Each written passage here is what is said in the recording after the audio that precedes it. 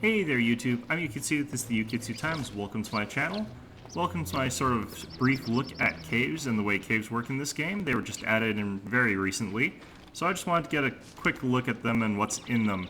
First off, I wanted to point out that I have been down there. I've made a lantern, as you can see over here. It's a new light source that they've added. It's very, very bright. You can refuel it by using these light bulbs, and they're a new item that you find underground. Now, the recipe for one of those lights is 3 twigs, 2 rope, and 2 of these light bulbs. So, pretty much important when you're going underground that you have a really good light source. It's probably the most important thing. The next important thing is that your sanity is going to be going down the entire time you're down there. There's not much you can do about that, really. You can go in with a lot of taffy, but I don't know if that's necessary. There's a green mushroom ring above the house in this build that I'm playing, but I'm not really sure if I'm going to worry about it that much. Here you can see guano. That's a new drop in this game that bats sort of spew out everywhere. Now, you enter the cave system through a spelunking hole. And, looks like the bats didn't make it back to their hole. Now, a spelunking hole normally starts off covered with a chunk of rock. But as you can see, I've uncovered my spelunking hole. That'll let me head down here. Oh, crap. Okay, let's go to the other spelunking hole. Okay, well that's awful too. Anyhow, as far as I can tell, spelunking holes are quite rare. There seem to only be 1 or 2 per world. I'm guessing there's actually 3 or 4. I just haven't explored every single nook and cranny of this place. But you're going to have a little bit of difficulty finding them, and I don't see anything in them yet that makes them vital. So, if you're designing your base, I wouldn't make this a priority. I would not say that, you have to build your base near a spelunking hole, because they're just more for the adventure of it. Rather than for the actual, loot that you would find down there. Anyway, let's take out our lantern. The one important thing about lanterns is that you can do this. So as you can see, you've got the lantern drop down there. You can turn it on and off. And it's a great light source when it's on the ground like this. Cave's full of bats. Let's give them a thwack. They're very fragile, but they don't drop very much. They either drop bat wings or nothing. And I found nothing to be a very common thing. So, when you're down here, you can find these rabbit houses. And those are the houses for the bunny men. And they're sort of similar to the mermen and the pig men. But they act a little bit more aggressively to me. He calls me a monster and then attacks. Oh, this is a natural event that happens when you're down here. Sometimes you'll get earthquakes. And what happens when there's an earthquake is that resources will rain down from the sky, and this is why rocks and gold and flint are now unlimited resources. So, if you get hit in the head with one of the resources, it will hurt. So if you can see them, try and avoid those shadows. But here you can see rocks have fallen from the sky. You even got a blue gem over here. And this makes rocks and niter and all those other things renewable resources. Got another rabbit hutch over here. Now, one thing you'll note that's very important is that, as you can see, my sanity is slowly decreasing, and that's even in the light. So, sanity is going to decrease very quickly. He's calling me a murderer now.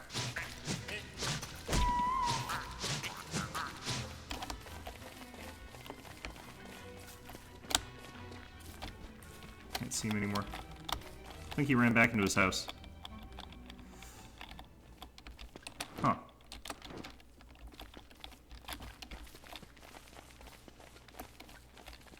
Is that him or is that the other one? Anyway, these guys will hit you a little bit and then tend to run away. They're not really super into letting you just attack them until they die, like other mobs are. And they're not aggressive like the pigmen in that they will run away outright. So, I suspect that if you want to kill them, you kind of need something like a flame wand. Would probably do the trick. Now, these are the underground trees as opposed to just those normal trees that you sometimes get down here. And glow-in-the-dark trees are quite nice. They provide a bit of light, but cutting them down isn't all that useful. It provides a little bit of wood, and it provides a blue mushroom, which I wouldn't recommend eating. But they are one of the few things that is down here that you can eat. Now, this is another interesting thing that you can find down here. It's a slurtle mound. I'm not going to deal with this one. The reason I'm not dealing with this one is that I don't want to get swarmed by bats while trying to fight a slurtle. As you can see, you've also got natural blue mushrooms growing down here. Not too important. Seems to add quite a lot of fuel to this. I think about 20% or maybe even more from a single light bulb. My guess is that since you use 2 to make it, you probably use 1 to fully or fill it 50%. I'm not sure if it breaks once it reaches 0%, but that's something I'll probably find out relatively shortly. Holy crap, there's a lot of bats in there.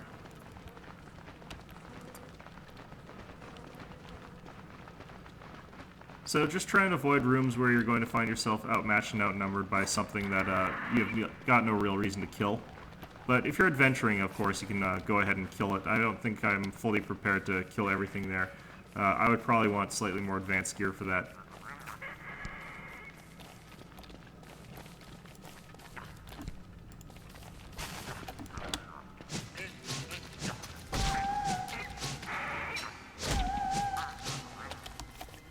Yeah, so these rabbits don't fight to the death.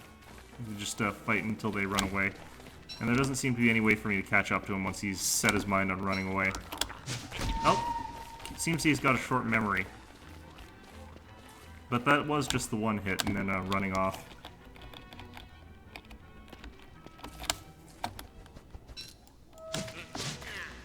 Okay, I got him in that corner, so he's dropped a carrot and a piece of meat, so... not great, but not terrible either. Let's head on around, see what else there is to see. I've taken a little bit of damage, so I can eat these light bulbs, and that'll restore a little bit of health. But as you can see, I'm still hungry. That doesn't restore any stamina.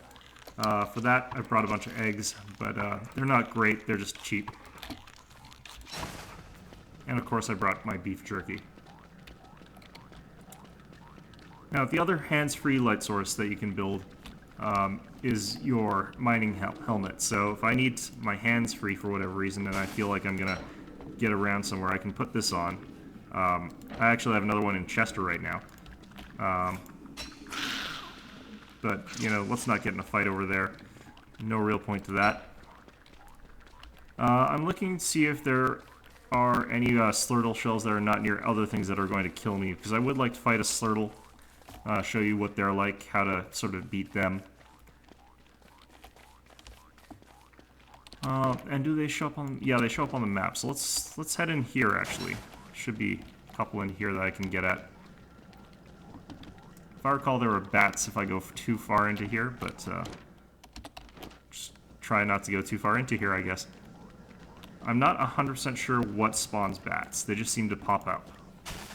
Anyway, let's go attack this. Anyway, that's a slurtle. It's a snail of some description, as you can see.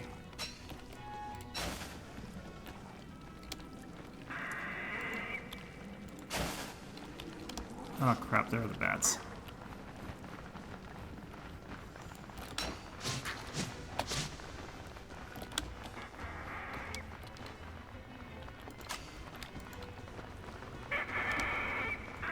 Oops.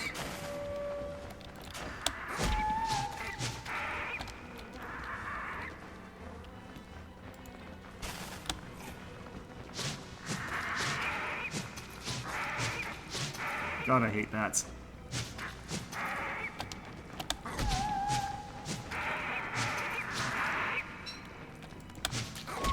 As you can see, very rarely they'll drop bat wings. Bat wings, basically just a source of food as far as I can tell. So, anyway, there's the slurtle. Oops. Now let's just put this on. And then go fight the slurtle. Damn it. Slurtle slime there.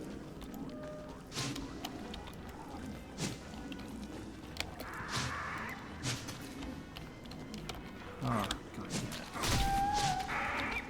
Okay. So as you can see, thwacking them, they'll go back into their shell. I've broken my log armor, which is really not good. I need to probably get out of here soon, but this is just for demonstration purposes. Okay, that Slurtle's not interested in fighting for some reason. Let's go get our other hat from Chester and drop this Batwing off in here. Okay. My other mining hat seems to be missing. That's wonderful. Okay, well, suffice to say, we're going to have to rely on our lantern a little bit more. Now, you can use Slurtle Slime as well to fuel up your lantern. It doesn't seem to work quite as well. And you can also get broken shells from Slurtles. I'm not really sure what they're for as of yet. I'm not sure if they're actually for anything. But anyhow, that I think is basically everything there really is to the cave so far. Mostly it's just a lot of mobs that try to kill you.